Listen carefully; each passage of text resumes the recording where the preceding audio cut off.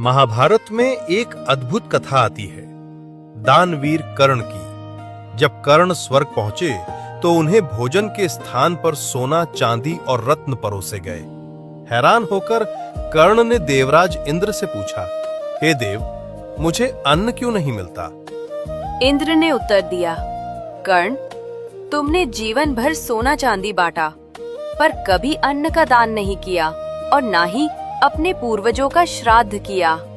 पश्चाताप में डूबे कर्ण ने क्षमा मांगी। तब इंद्र ने उन्हें वर दिया, तुम 15 दिनों के लिए पृथ्वी पर लौट जाओ, अपने पितरों का श्राद्ध करो और अन्न का दान करो। यही 15 दिन पितृपक्ष कहलाए। एक और कथा है महान तपस्वी अगस्त्य ऋषि की। एक बार उन्होंने अपने पितरों को पाताल लोक में उल्टा लटका हुआ देखा। वे दुखी होकर बोले, आप इस दुख में क्यों हैं? पितरों ने उत्तर दिया, ऋषि, तुम सन्यासी हो, तुम्हारा कोई पुत्र नहीं है और पुत्र ही श्राद्ध करके हमें मोक्ष दिला सकता है। तब अगस्त्य ऋषि ने विवाह किया और जब उनके पुत्र ने श्राद्ध किया तो उनके पितरों को मुक्ति मिली। अब सवाल उठता है कि क्या श्राद्ध सिर्फ कर्मकांड है? गरुड़ पुराण में कहा गया है, श्रद्धया यत् क्रियते तत्तु श्राद्धम।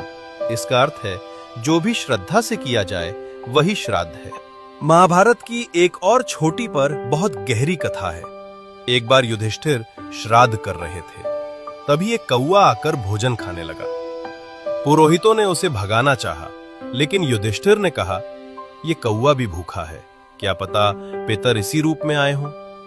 कौवे को भोजन कराया गया और वो एक तेजस्वी पितर में बदल गया। उसने युधिष्ठिर को आशीर्वाद दिया, तुमने हमें हर रूप में देखा, इसलिए तुम्हारा कुल सदा समृद्ध रहेगा।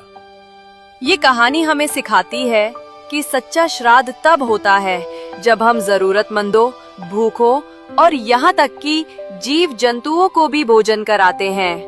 ये दान और दया का पर्व है। तो इस पितृपक्ष आइए हम सब अपने पूर्वजों को केवल याद न करें, बल्कि कुछ ऐसा करें जो उन्हें सच्ची शांति दे।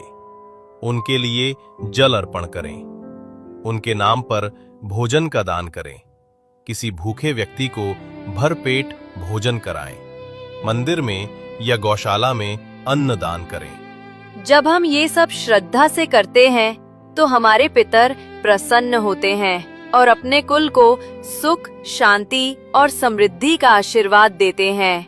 आइए इस पितृपक्ष में उनकी आत्मा को सच्ची शांति दें और उनसे आशीर्वाद प्राप्त करें।